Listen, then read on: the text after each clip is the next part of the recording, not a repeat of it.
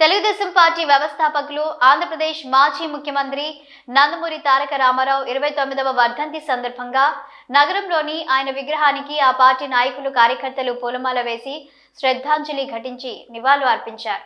TDP senior నాయకుడు కళ్యాణపు ఆరయ్య ఈ సందర్భంగా మాట్లాడుతూ ఎన్టీ రామారావు సినీ వినీలారాసంలో ఓ వెలుగు వెలిగిన ఆయన భారతరత్న అవార్డు ఇవ్వాల్సి ఉన్నప్పటికీ ఈ ప్రభుత్వాలు ఏమాత్రం పట్టించుకోకపోవడం బాధాకరమన్నారు. టీడీపీ పార్టీ ఆవిర్భవించి కొద్ది రోజుల్లోనే ఎన్నికల విజయం సాధించి ముఖ్యమంత్రిగా ఎన్నికవడం ఎంతో అభినందనీయమన్నారు.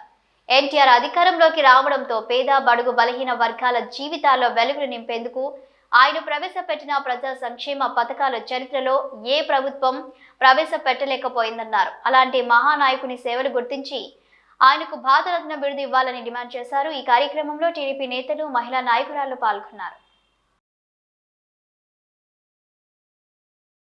నగరంలోని ఎన్టీఆర్ విగ్రహం వద్ద ఈనాడు వర్ధంతి వేడుకలను ఘనంగా నిర్వహించి ఎన్టీ రామారావు గారికి ఘనమైన నివాళులు అర్పించడం జరిగింది. ఎన్టీ రామారావు గారు ఒక మహానటుడు, ఒక మహానాయకుడు. 1949లోనే మరి ఎన్టీ రామారావు గారు సినిమా రంగం ప్రవేశించి దాదాపు 70 సంవత్సరాలు అయిపోయిన తర్వాత కూడా ఇవాటి కూడా కేంద్ర ప్రభుత్వం ఎన్టీ రామారావు గారికి భారతరత్న బిరుదు ఇవ్వకపోవడం చాలా సిగ్గు చేయడానికి విషయం.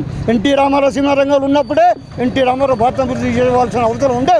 కానీ వాళ్ళు ఎన్టీ రామారావు పార్టీ బట్టి 43 సంవత్సరాలు అవుతుంది, ఆయన గతించి 29 సంవత్సరాలు అవుతున్నా ఈనాటి వరకు కూడా కేంద్ర ప్రభుత్వం మరి స్పందించకపోవడం, ఎన్టీ రామారావుని నిర్లక్ష్యం చేయడం సిగ్గు శరం ఉన్నదా కేంద్ర ప్రభుత్వాలకు? ఎన్టీ రామారావు మహానాడు ఉన్నప్పుడు, ఎన్టీ రామారావు పార్టీ పెట్టి 43 సంవత్సరాలు ఉన్నప్పుడు ఎంతోమంది ప్రధానమంత్రులు వచ్చారు, ఎన్నో కేంద్ర ప్రభుత్వాలు వచ్చినా ఎన్టీ రామారావు చరిత్రను తెలుసుకోకపోవడం రాజకీయ అజ్ఞానం అని మనం చెప్తున్నాం.